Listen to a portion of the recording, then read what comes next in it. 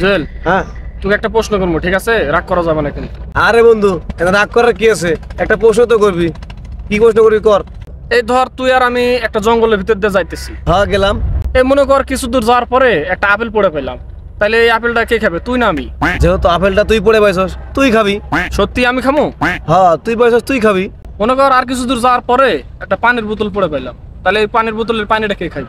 Apple যেহেতু তুই খাইছস, পানিও তুই খাবি, তুই খা। এই ধর আর কিছু দূর যাওয়ার পরে একটা মুসি পাইলাম, আর এই মুসে গোয়া সেলাই করে দেয়, তাহলে কার গোয়া সেলাই করে দিবে? আপেল পড়ে পারি তুই, পানি পড়ে পারি তুই, সবগুলো খালিও তুই, তাহলে তোরই গোয়া সেলাই করে দিব।